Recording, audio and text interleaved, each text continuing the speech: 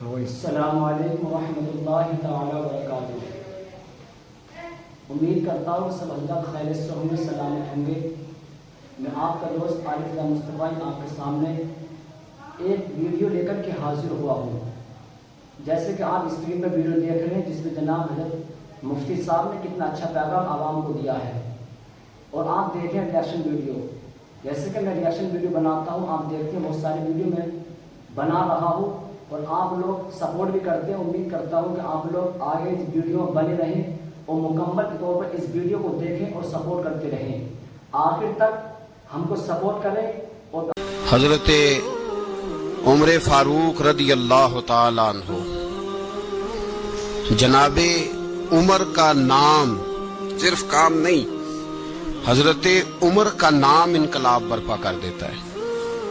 حضرت عمر کا نام کفر کے ایوانوں میں جبر، ظلم، شرک کی وادیوں میں جب حضرت عمر کا نام بھی لیا جائے تو بے ایمان کانپنا شروع ہو جاتے۔ حضرت عمر فاروق رضی اللہ تعالی عنہ، حضرت عمر معمولی شخص نہیں، معمولی آدمی نہیں۔ کچھ لوگ صدیوں کے بعد پیدا ہوتے ہیں، اور کچھ لوگ ایسے ہوتے ہیں جو ایک ہی بار پیدا ہوتے ہیں، ان جیسا دوسرا پیدا ہوتا ہی نہیں، دوسرا ان طرح کا پیدا ہوتا ہی۔ حضرت عمر رضی اللہ تعالیٰ عنہ جیسی شخصیات پیدا ہی نہیں ہوتی دوبارہ۔ سارے صحابہ در رسالت مآب پہ خود آئے۔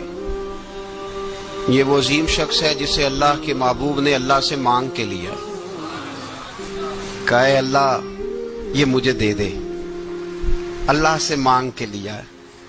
اس لیے صوفیاء کہتے ہیں کچھ مرید ہوتے ہیں، کچھ مراد ہوتے ہیں، کچھ مرید ہوتے ہیں، کچھ مراد ہوتے ہیں۔ مرید وہ ہوتا ہے جو چل کے آتا ہے، آ کے مرید ہوتا ہے۔ مراد وہ ہوتا ہے جسے کہا جاتا ہے کہ یہ کبھی میرا بن جائے نا، یہ کبھی آ جائے نا، میرا بن جائے، اس کو مراد کہتے ہیں۔ حضرت عمر مصطفیٰ کریم کی مراد ہیں، حضور کی مراد ہے۔ اللہم اعز الاسلام بے اسلام عمر ابن خطاب، اے اللہ اسلام کو عزت دے دے، میرے عمر کو کلمہ پڑھنے کی توفیق عطا فرما دے۔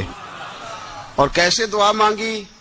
وہ یار حضرت عمر کی تو اس فضیلت کا کوئی جواب نہیں دے سکتا، میرے رسول پاک علیہ السلام سب کے لیے ہی دعا مانگتے ہیں نا، حضور کی دعا عام ہے، لیکن مصطفیٰ کریم نے کعبے کا غلاف تھام لیا، اور غلاف کعبہ کو حضور نے سینے سے لپٹایا اور سینے سے چمٹا کے کہا اے اللہ میں نے تو کبھی سوال ہی زیادہ نہیں کیے، میں کرنے آیا ہوں، مجھے عمر دے دے، عمر دے دے۔ حضور نے مانگ کے لیا، اور پھر جب جس کو حضور مانگے اللہ سے، کہ حضرت عمر رضی اللہ تعالیٰ عنہ کا آج یوم شہادت ہے، میرا تو دل کرتا تھا کہ فجر سے باتیں شروع ہوں اور سارا دن ہی عمر کی باتیں ہوتی رہیں، سارا دن جناب عمر کی باتیں، سارا دن، اس لیے کہ ذکر جناب عمر کا ہوگا پر راضی اللہ کے رسول ہوں گے صلی اللہ، تو جاگ کے بیٹھے، خوش ہو کے بیٹھے۔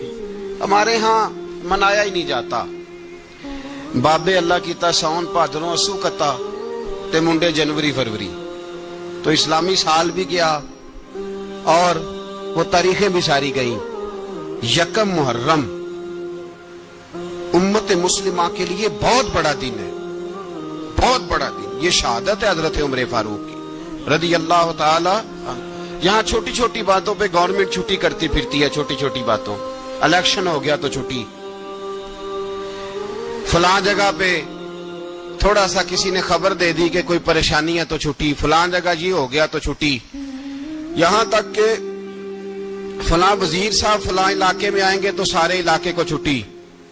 اور اب تو اس سے بڑا حال ہونے لگا ہے، اگر جن لوگوں کی سندھ میں حکومت ہے ان کے لیڈر کا دن آیا تو اس دن چھٹی، اور جن کی پنجاب میں حکومت ہے ان کا دن آیا تو چھٹی۔ ہمارا مطالبہ ہے حکومت پاکستان سے، اگر سر اٹھا کے جینا چاہتے ہو تو یکم محرم کو چھٹی کیا کرو، اگر سر اٹھا کے جینا چاہتے ہو تو یکم محرم کو چھٹی کرو جناب عمر کے دن، اور ملت کے جوانوں کو بتاؤ کہ اگر عزت کی زندگی جینا چاہتے ہو تو اس طرح جیو جس طرح فاروق اعظم جی کے گئے. عزت اور وقار کی زندگی.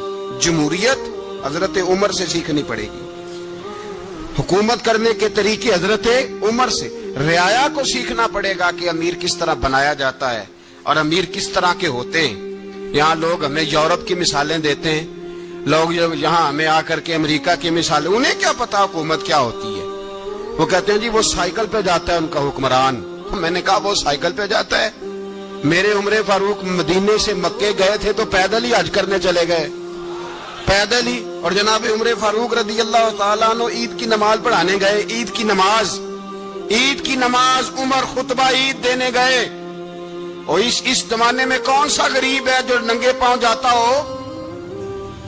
کون سا غریب ہے جو مسجد ننگے پاؤں جاتا ہو؟ لوگوں نے تو 3 قسم کی چپلیں رکھی ہوئی ہیں. ایک مسجد جانے کی علیحدہ ہے, گھر پہننے کی علیحدہ ہے, شادی بیاہ پہ جانے کی چپل علیحدہ ہے. حضرت عمر فاروق رضی اللہ تعالیٰ عنہ نکلے عید کا خطبہ دینے کے لیے تو بیوی سے کہنے لگے جوتا. اس نے کہا صاحب اتنی دفعہ ٹوٹا ہے اب گانٹھا نہیں جا سکتا, اتنی دفعہ ٹوٹا ہے کہ اب دوبارہ پیمند نہیں لگ سکتے. حضرت عمر کہنے لگے چل کوئی حرج نہیں, بغیر جوتے کے ننگے پیر ہی چلتے ہیں, کوئی حرج نہیں. تو کہنے لگے لوگ کیا کہیں گے؟ فرمایا چپ کر. لوگ جس دن عمر نے یہ دیکھ لیا نا لوگ اس کے بارے میں کیا کہتے ہیں, اس دن عمر نہیں رہے گا. تو کہا پھر آپ کا نظریہ کیا ہے؟ فرمایا میرا نظریہ یہ ہے کہ رب رسول میرے بارے میں کیا کہتے ہیں. لوگوں کا کیا ہے؟ لوگ کل کسی کے بارے میں کچھ کہتے ہیں اور پرسوں کچھ کہتے ہیں. میرا نظریہ یہ ہے کہ رب رسول میرے بارے میں ننگے پیر عمر جا رہے ہیں. کون جی؟ میں بڑا ماڑا. اچھا جناب کیا غربت ہے؟ 10 قسم کے جوڑے لٹکے ہوئے ہیں کمرے میں اور پہننے کی فرصت نہیں. سویرے کیا پہننا ہے, شام کیا پہننا ہے, 15 سوٹ کٹھے استری ہو کے لانڈری والا بھیج رہا ہے. اور تو غریب ہے, تو بہت بڑا غریب ہے. اس لیے کہ غربت پیسوں کی وجہ سے نہیں ہوتی, غربت تو دل کی ہوتی ہے. تو واقعی بڑا غریب ہے اور تو غریب ہی رہے گا. امیر تو عمر فاروق تھے جو ننگے پاؤں چلے گئے عید کی نماز پڑھانے. تو رستے میں جو ملا کہنے لگا عمر جوتا تو پہن لو. فرمایا تمہیں عمر کا جوتا نہ پہننے کا نقص تو نظر آیا ہے, کوئی حرج نہیں. اگر عمر کو کبھی بتانا ہوا تو وہ والا نقص بتانا جو عمر کی سیرت میں پیدا ہو, کردار میں پیدا ہو, وہ والا نقص بتانا. یہ چھوڑو جوتے آتے جاتے رہتے. ننگے پاؤں گئے, پاؤں دھوئے, نماز پڑھائی, لوٹ آئے. او بھائی یہاں تو ہمارا بناؤ سنگار اترنا, جتنی توجہ کپڑوں کی طرف ہے اتنی توجہ کبھی ہماری علم کی طرف ہوتی نا, جتنا ذوق شوق ہمارا بناؤ سنگار کی جانب ہے, اتنا بناؤ سنگار کبھی ہمارا اخلاقیات کی جانب ہوتا تو معاملات بڑی حد تک سنورے ہوئے ہوتے. حضرت سیدنا فاروق اعظم رضی اللہ تعالی اپنی زندگی کو ترتیب دیا. ایک دن بھی خلافت نہیں مانگی اللہ سے. حضرت عوف بن مالک اشجعی ایک صحابی ہیں. حضرت عوف بن مالک رضی اللہ تعالیٰ عنہ فرماتے ہیں کہ جناب ابو بکر صدیق کا زمانہ تھا تو میں نے خواب دیکھا. میں نے خواب میں جناب عمر کو دیکھا اور میں نے دیکھا کہ کوئی کہنے والا کہہ رہا ہے کہ عمر وہ ہے کہ اللہ کے رستے میں کوئی اسے جتنا مرضی برا بھلا کہے یہ پرواہ نہیں کرتا. کس کے رستے میں؟ بولے سارے. اس کا مطلب ہے اللہ کے رستے میں لوگ برا بھلا بھی. قرآن مجید نے کہا وَلَا يَخَافُونَ لَوْمَةَ لَائِمٍ. کچھ لوگ ایسے ہیں جو برا بھلا کہنے والوں کی پرواہ نہیں کرتے. آپ یقین کرے اگر پرواہ شروع ہو جائے نا تو دین کا کام ختم ہو جائے. نہ کوئی تقریر کرے, نہ کوئی تدریس کرے, نہ کوئی پیری مریدی کرے, ختم ہو جائے اگر باتوں کی پرواہ ہو. لیکن وہ پرواہ. حضرت عوف بن مالک اشجعی کہتے ہیں میں نے خواب میں دیکھا کہ عمر وہ ہے جو کسی کی پرواہ. اور دوسری بات میں نے یہ دیکھی کہ عمر خلیفہ بنے گا. اور تیسری بات میں نے خواب میں یہ دیکھی کہ عمر شہید بھی کیا جائے گا, عمر شہید بھی ہوگا. یہ میں نے 3 باتیں خواب میں دیکھی. فرماتے ہیں میں نے آ کے خواب حضرت ابو بکر صدیق کو سنائی. وہ خلیفہ تھے. وہ کہنے لگے ٹھہر جا, میں عمر کو بلاتا ہوں, اس کے سامنے دوبارہ سنانا. اس کے سامنے. فرماتے ہیں میں نے بلایا حضرت عمر فاروق کو, آ کے بیٹھے. خواب شروع ہوا. کا ایک بات تو میں نے یہ دیکھی کہ آپ ملامت کرنے والے کی پرواہ نہیں کرتے. دوسرا آپ خلیفہ بنے گے. جناب عمر کہنے لگے چپ کر, अबू बकर के सामने ही कह रहा है, चुप कर, खलीफा के सामने ही कह रहा है। तो अबू बकर सिद्दीक कहने लगे, उमर इसे कहने दो, मुझे लगता है रब की रजा यही है कि मेरे बाद अगर मुस्तफा का मिंबर मिले तो उमर को मिले, इसे कहने दो, कहने दो। यार यहां तो लोग ढींगे मारते हैं, यहां तो लोग दावे करते हैं, मेरे सामने फलाने को भी बिठाओ, फलाने को भी बिठाओ, उसको क्या पता, इसको क्या पता, ये तो बड़के मारने का दौर है। हजरत उमर रदी अल्लाह ताला अन्हु को तीसरी बात कही। हजरत औफ बिन मालिक ने कहा, आप शहीद किए जाएंगे, मैंने ख्वाब देखी है।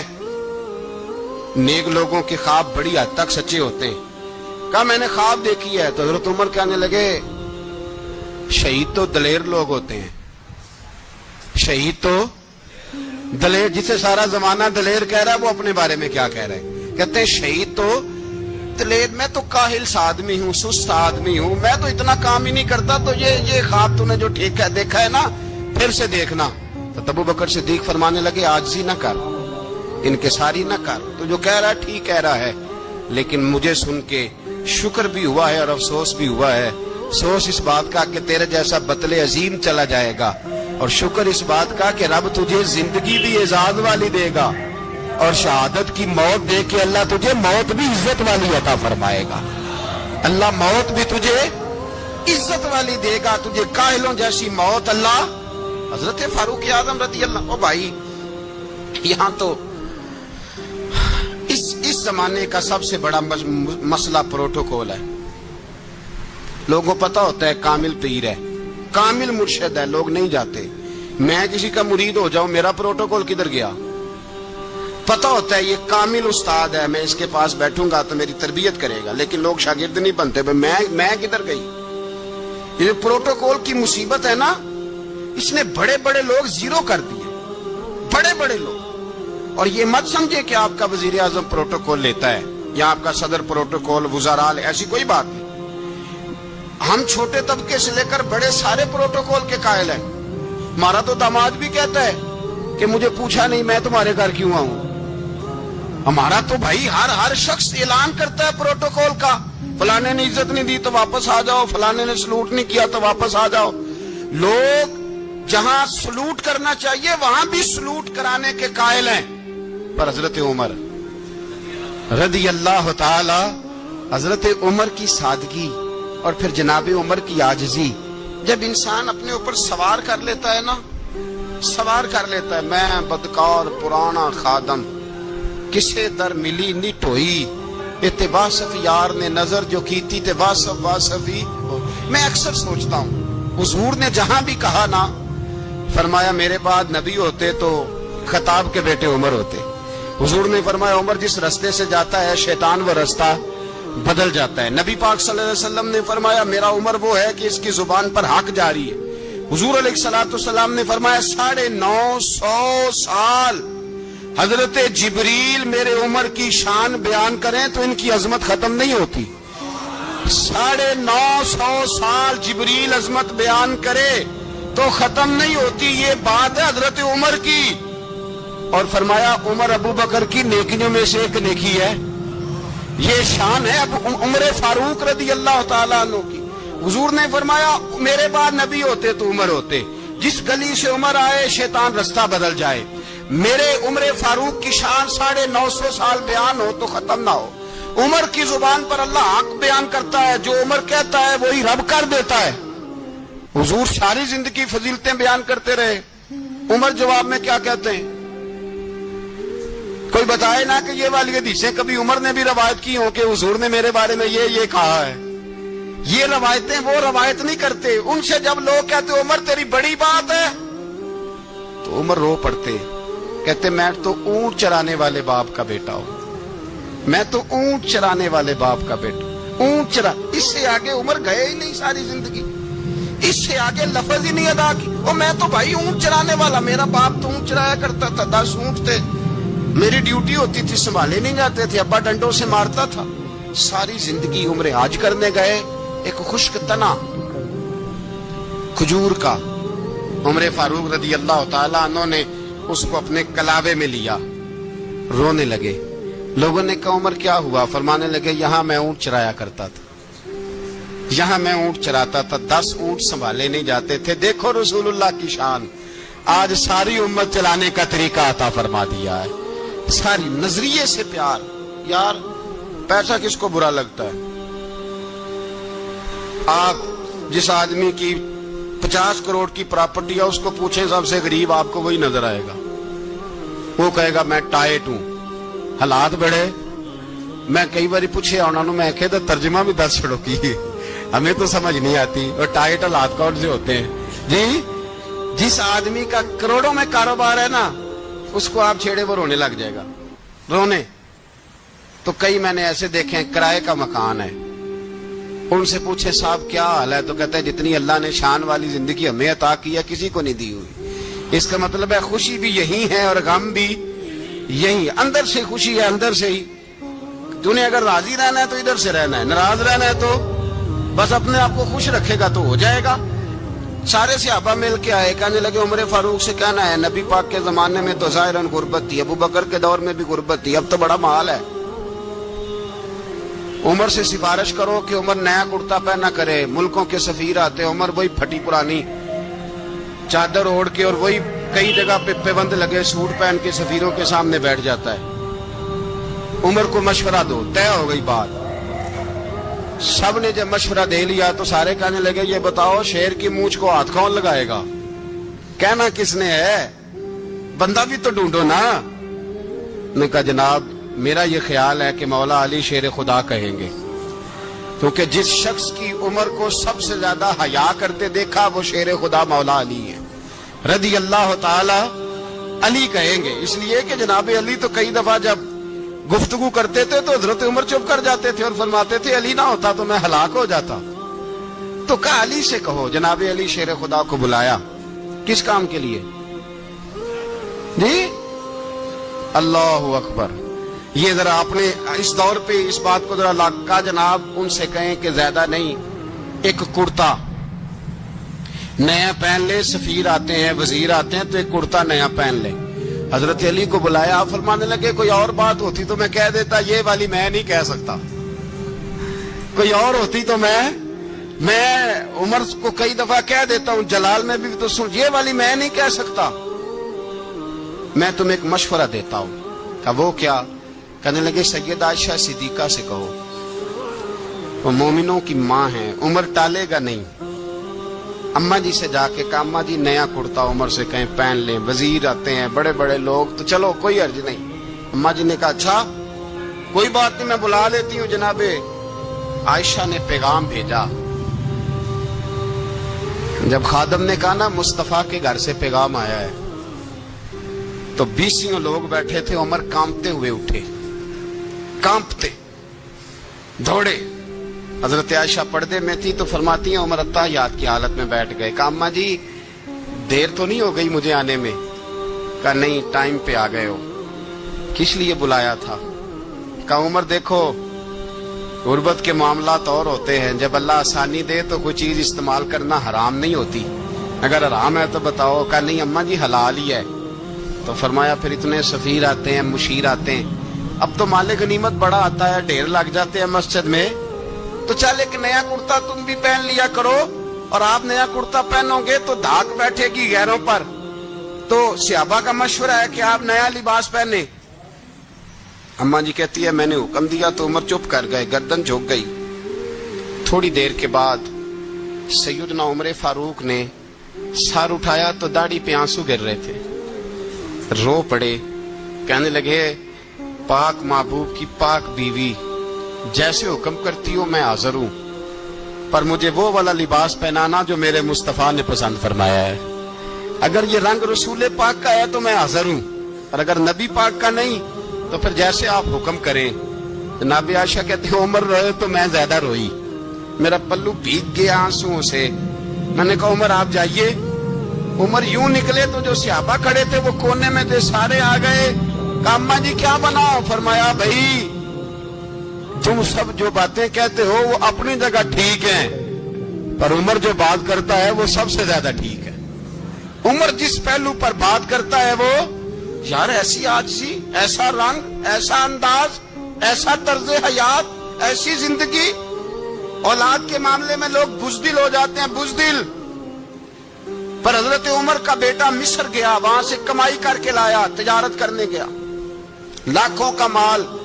कौन सा बाप है दुनिया में जिसका बेटा बाद से पैसे लेके आए तो अब्बा तफसील पूछे कि बेटा कहां से कमाए, कहां से लाया, कितने मिले, क्यों आए?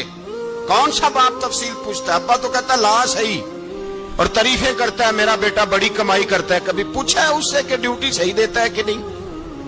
कभी पूछा है कि तू ईमानदारी की रोजी लाता है कि हराम की कमाता है? ये बाप की जिम्मेदारी है, ये अम्मा की जिम्मेदारी है। फिर कहता है बीमारी कैसे आ गई, परेशानी कैसे आ गई? तूने कभी सवाल किया अपनी औलाद से?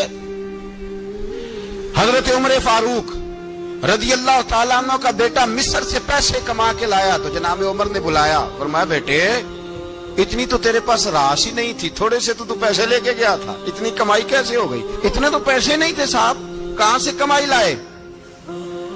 उसने कहा अब्बा जी वो जो मेरे चचा है ना मिस्र के गवर्नर, आपके दोस्त, उन्होंने मेरी मदद की है। फरमाया जितने लोग गए थे सबकी की है मदद उसने?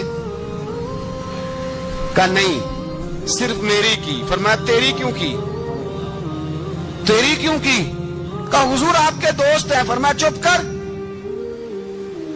हुजूर उन्होंने मुझे इतने पैसे दिए, मैंने कारोबार में डाले तो नफा आया तो मैं उनकी रकम दे के। फरमाया खामोश हो जा, बाकी जितने लोग गए थे सबकी मदद की उसने? कहा नहीं हुजूर सिर्फ मेरी की। फरमाया उसने तेरी मदद नहीं की, उसने खलीफा के बेटे की मदद की, इसलिए कि वो खलीफा को अपने हक में नरम कर सके। फरमाया आधा माल तेरा है, आधा माले गनीमत का है, माले खजाना का है, मुसलमानों का है, इसलिए कि तू जो वहां से माल कमा के लाया है वो अपने बाप के खलीफा होने की वजह से कमा के लाया है, लिहाजा रख इधर। यहां कहते हैं किधर से आया, कैसे आया, कौन सा हिसाब दें, क्या करें? ओ भाई हजरत उमर रज़ी अल्लाह ताला अन्हु का अपनी औलाद के बारे में ये रंग है। एक जंग से ना खुशबू आई, खुशबू बड़ी महंगी होती थी, अरब में खुशबू आज भी बड़ी महंगी है, वो ज्यादा इस्तेमाल करते हैं। मेरी बातों की समझ आ रही है मेरे भाइयों? बड़ी महंगी खुशबू थी। जब वो खुशबू आई तो हजरत उमर ने कहा, घर में पहले पहुंची हजरत उमर के, चूंकि ज्यादा औरतें इस्तेमाल करती थी घर के अंदर खुशबू, मर्द भी लगाते थे। हजरत उमर ने अपनी बीवी से कहा, आपकी जौजा तो थी वो बड़ी खुशबू को पसंद करती थी। हजरत उमर ने अपनी जौजा से कहा कि खुशबू लाओ, मैंने एक औरत की ड्यूटी लगाई है, वो खुशबू तोल तोल के ना तो हिस्सा बराबर सहाबा में बांट देगी। तो आपकी जौजा कहने लगी किसी बीबी की ड्यूटी लगाने की क्या जरूरत थी, मैं जो मौजूद थी मैं बांट देती हूं तोल के हिस्सा बराबर। आपने फरमाया नहीं तू रहने दे, तो फलानी बीबी बांटेगी। कहा हुजूर मैंने भी बांटनी है, मेरे पे कुछ हक है? आपने फरमाया नहीं तू तफसील ना पूछ, तू खुशबू दे दे, कोई और बांटेगी। खातूने खाना थी ना, कहने लगी नहीं मुझे भी आज आपको बताना ही पड़ेगा कि कोई जो बांट सकती है तो मैं क्यों नहीं बांट सकती? ज़ौजा कहती उमर ने बात की तो मेरी चीखें निकल गई। हजरत उमर फरमाने लगे जब तू खुशबू बांटेगी ना तेरे हाथों को भी लगेगी, तेरे दुपट्टों को भी लग जाएगी। अगर रब करीम ने मुझसे सवाल पूछा कि उमर खुशबू तो मुसलमानों की थी, तेरी बीवी के दुपट्टे को क्यों लग गई, तो मैं अल्लाह के हुजूर क्या जवाब दूंगा? अगर अल्लाह ने यह सवाल किया कि तेरी बीवी ने क्यों लगाई, वो तो हिस्सा था मुसलमानों का, तो तूने तेरी बीवी ने क्यों लगाई? तो फरमाया मैं नहीं चाहता कि अल्लाह के हुजूर मुझे और तुझे बाजपुरस हो, लिहाजा किसी और को बांटने दे। ज़ौजा रोई और तड़प के कहने लगी उमर मुझे लगता है सुबह कयामत भी तेरी बीवी होने की वजह से अल्लाह मुझे जन्नत अता फरमा देगा, तेरी ज़ौजा होने की बरकत से। भाई ये मेयार रखा, खुदा की कसम ऐसा शख्स तारीख में दोबारा नहीं आया। इतना बड़ा आदमी, इतना बड़ा शख्स, इतना बड़ा आदमी, और फिर रंग ये है कि उमर 22 लाख मुरब्बा मील का हुक्मरान, 22 लाख, और खजूर के दरख्त के नीचे मट्टी का ढेला लेके सो गए हैं, परवाह कोई नहीं, कोई मसला ही नहीं। 2 गुलाम साथ बैठे तो एक रोटी हजरत उमर ने घर से मंगवाई, थोड़ा सा सिरका, तो गुलाम कहने लगे हमने भी खानी है। फरमाया कोई अर्ज नहीं, रोटी को पेट भर के खाना जरूरी तो नहीं, 3 हिस्सों में बांट लेते। एक आदमी आया हुआ था मिस्र का रहने वाला मिलने के लिए, اس نے پوچھا عمر کدھر ہے؟ تو کہا وہ ادھر جاؤ مسجد میں بیٹھے ہوں گے. اور واپس آیا تو کہنے لگا وہاں تو 3 غلام بیٹھے ہیں, ایک روٹی بانٹ بانٹ کے کھا رہے ہیں, لگتا ہے کئی دنوں سے روٹی نہیں ملی. کہا 3 غلام تو کوئی نہیں, وہاں 2 ہی تھے, تیسرے تو امیر المومنین تھے. اس نے کہا نہیں نہیں 3 غلام ہیں, کپڑے بھی ایک طرح کے پہنے ہوئے ہیں, بلکہ 2 کے تو پھر صحیح ہیں, تیسرے کے تو زیادہ ماڑے ہیں. کپڑے بھی ایک طرح کے, کھانا پینا بھی ایک طرح کا, اور ان کا نشست برخاست بھی ایک طرح کی ہے, لہذا کوئی فرق نہیں. حضرت ابو ہریرہ کہتے ہیں میں لے کے آیا, اور جناب عمر کو جب میں نے کچی زمین میں تامت سمیٹ بیٹھے دیکھا تو میں رو پڑا. میں نے اس مصر سے آنے والے کو کہا تو اس کے جلوے دیکھ, اگر اس کی ذات میں اتنا حسن ہے تو محمد عربی کا مقام کیا ہوگا. یہ مقام غور ہے, مقام غور. 10 محرم کو لوگ دیگے پکائیں گے نا, نہیں پکانی ہے, کوئی بول دے نہیں, ہاں نہ نہیں کر دے, پروگرام بدلیا تو نہیں دی عید کی کہ وہ ایک اب کام شروع ہوا ہے لاسٹ ایٹ ہونے والا. کیوں جی پکنی ہے نا دیکھیں 10 محرم کو انشاءاللہ تعالی, ہم بھی پکائیں گے انشاءاللہ, یہاں بھی پروگرام ہوگا. تو 10 محرم کو جو دیگ پکنی ہے تو ایسا نہیں ہو سکتا کہ 1 محرم کو حضرت عمر کے نام کی بھی کوئی پک جائے. اگر امام حسن حسین کے نام کی دیگیں پکے تو جو امام حسن حسین کے سے پیار کرنے والے ہیں, جو امام حسن حسین سے, ہم لوگوں نے بھی عجیب رٹا اپنایا ہے نا, ہم لوگ بات کا ایک پہلو دیکھتے ہیں دوسرا نہیں دیکھتے. حضرت امام حسن اور حسین کو بھی نبی پاک نے شہید کہا, اور جناب عمر کو بھی رسول اللہ نے خود شہید فرمایا. فرمایا شہید ہے, خود فرمایا اپنی زبان سے کہ یہ شہید ہے, خود میرا عمر شہید ہے. تو ان کے نام کی دیگ نہیں پکنی چاہیے, اس طرف نہیں ہماری توجہ ہونی چاہیے. اور اہل بیت نبو, یہ بات میں پہلے بھی کرتا ہوں, آج پھر کرنا ضروری سمجھتا ہوں. اہل بیت کا پیار سن لو کان کھول کے, اہل بیت کا پیار اگر ہمیں کسی نے سکھایا ہے تو سیدنا عمر فاروق نے سکھایا ہے. اہل بیت نبوت کی محبت اگر کسی نے سکھائی ہے تو کس نے سکھائی ہے؟ بول کے بتائیے.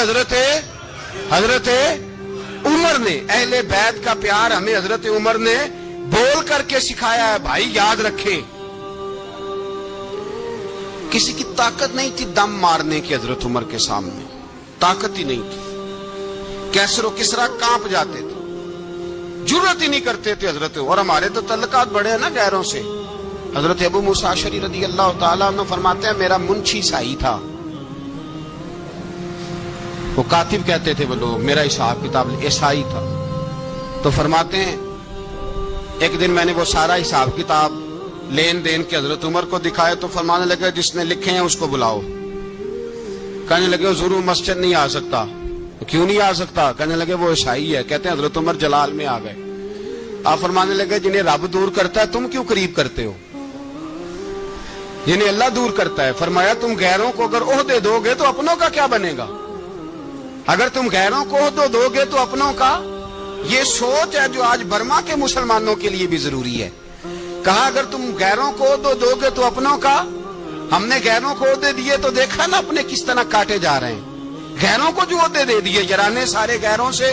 روز دعویٰ ہوتا ہے چین ہمارا سجن ہے, چین ہمارا دوست ہے.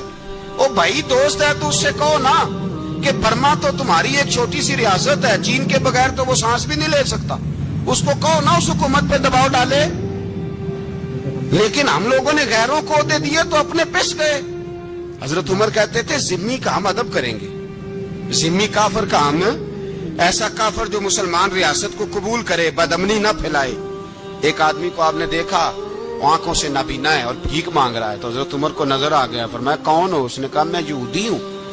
فرمایا بھیک کیوں مانگتے ہو؟ کہا جب تک تندرست تھا مسلمانوں کو جزیہ دیتا تھا, بوڑھا ہو گیا ہوں کیا کروں. حضرت عمر نے گھوڑے کی پشت پہ بٹھایا, کافر کو گھوڑے کی پشت پہ بٹھایا اور بٹھا کے مدینے لائے. حضرت علی شیر خدا وزیر خزانہ تھے. فرمایا علی اس کا وظیفہ جاری کرو.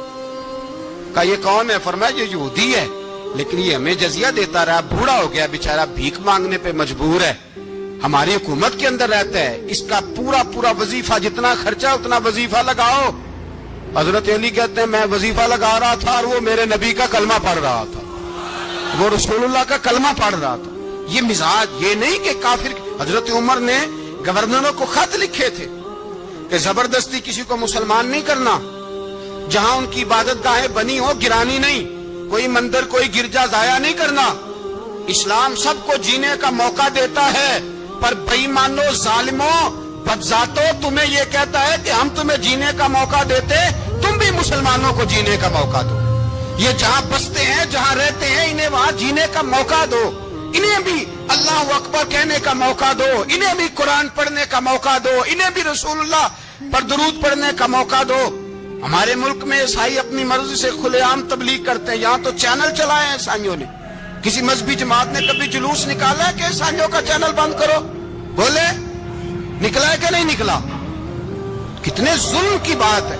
ہم جب غیر کو اتنا تحفظ دیتے ہیں، اتنا تحفظ دیتے ہیں، ہم نے دیکھا ہے، مجھے بیسیوں لوگوں نے عید پہ ٹیلی فون کیے کہ عیسائیوں کو قربانی کا گوشت دے لیں، مجبور ہیں جی، دروازے پہ آ گئے ہیں، ہمارے کام کاج کرتے ہیں۔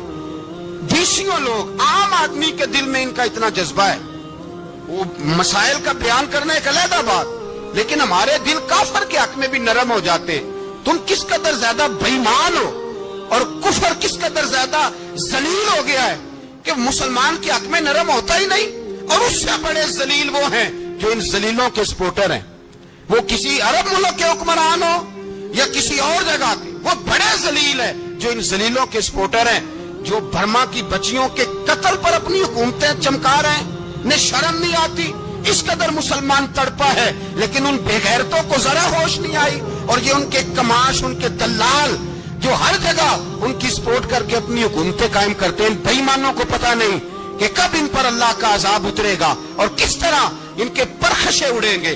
تمہیں اپنی ذلت اور رسوائی نظر نہیں آ رہی کہ زمین کس طرح تمہارے لیے تنگ ہو گئی ہے؟ اس سے زیادہ اور تمہاری رسوائی کیا ہوگی؟ ڈرو اللہ سے، اور یہ تو دنیا کا عذاب ہے۔ ان بطش ربک لشدید، میرا رب کہتا ہے قیامت تو قائم ہونے دے، اتنا سخت تیرے رب کی پکڑ ہے، اتنی کسی دوسرے کی ہو سکتی؟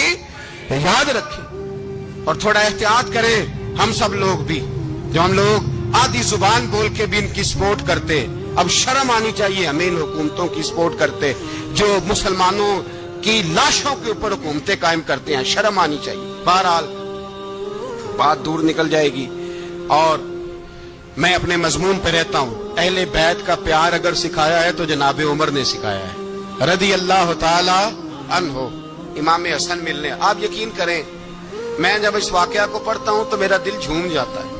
میں کہتا ہوں یار، ڈاٹا ہونا اپنی جگہ پہ، عشق ہونا اپنی جگہ پہ، انسان کا باوقار ہونا اپنی جگہ، جہاں کھڑے ہونا تھا وہاں یہ کھڑے ہوتے تھے، اور جہاں جھکنا تھا وہاں یہ ان لوگوں میں اقبال نے کہا تھا، تیری نگاہ ناز سے دونوں مراد پا گئے، عقلِ غیاب و جستجو، عشق حضور و اضطراب۔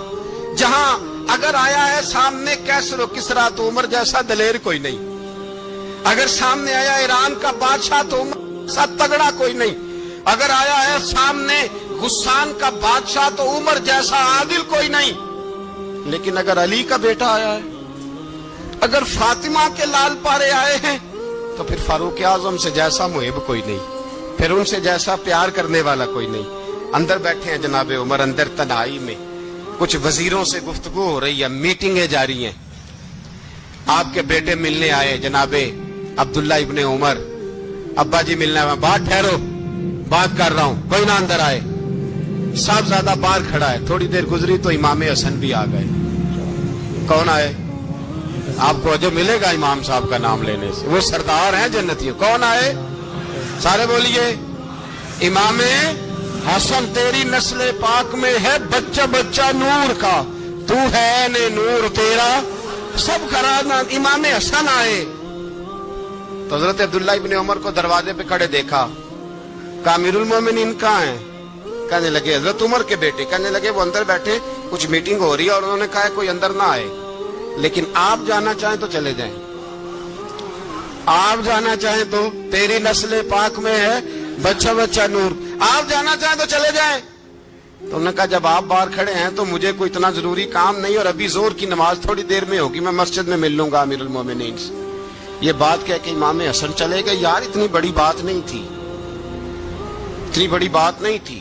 وہ میرے استادوں کا بیٹا بھی آئے تو کہا ٹھیک ہے جی، وہ سوئے ہوئے ہیں تو کوئی غرض نہیں یار، میں ٹھہر کے آ جاؤں گا، کوئی بڑی بات نہیں تھی، دیکھا جائے تو بڑی بات نہیں تھی، پر بات بہت بڑی تھی، اس لیے کہ یہ خالی حسن نہیں، یہ حسن ابن علی ہے، یہ حضرت فاطمہ کے لخت جگر، حضرت عمر باہر نکلے, عبداللہ ابن عمر سے پوچھا کوئی آیا تو نہیں؟ تو کہا حضور امام حسن آئے تھے. تو کہا پھر شہزادے کو اندر کیوں نہیں بھیجا؟ کہا میں نے کہا تھا. وہ کہنے لگے اگر امیر المومنین مصروف ہیں تو میں ظہر میں مل لوں گا. حضرت عمر رونے لگے, فرمایا بیٹے تو نے اچھا نہیں کیا. پھر مسجد نہیں گئے, سیدھے امام حسن کے دروازے دستک دی. امام حسن باہر آئے, کہا شہزادے آئے تھے تو ملے کیوں نہیں؟ تو امام حسن کہنے لگے حضور آپ کا اپنا بیٹا دروازے پہ کھڑا تھا, آپ کا اپنا بیٹا دروازے پہ کھڑا تھا, وہ منع بھی کیا تھا آپ نے تو میں زور میں مل لیتا. حضرت امام حسن فرماتے جوش جذبات میں جناب عمر نے سر سے پگڑی اتار دی. جوش جذبات کہنے لگے حسن میرے بیٹے کا اور آپ کا کیا مقابلہ؟ کیا اس کی ماں کا نام فاطمہ الزہرا ہے؟ کیا اس کی نانی کا نام خدیجۃ الکبریٰ ہے؟ کیا اس کے نانے کا نام محمد مصطفیٰ ہے؟ آپ کا اور اس کا کیا مقابلہ؟ پھر رو پڑے اور کہنے لگے بیٹے میں مکے کے صحراؤں میں اونٹ چرایا کرتا تھا, یہ جو میرے سر پر عزت کے بال ہیں یہ تیرے نانے کے اگائے ہوئے. میں مکے کے خبردار شہزادے خبردار. او بھائی اہل بیت نبوت کے ادب کا رنگ اگر سکھایا ہے تو سیدنا عمر نے سکھایا ہے. حضرت عمر فاروق اتھارٹی ہے, اسلام کی اتھارٹی. یکم محرم حضرت عمر کی شہادت ہے. یہودی بول اٹھا, کافر بول اٹھا. اگر 6 مہینے عمر دنیا میں اور رہتے تو دنیا میں کوئی کافر موجود نہ ہوتا. 6 مہینے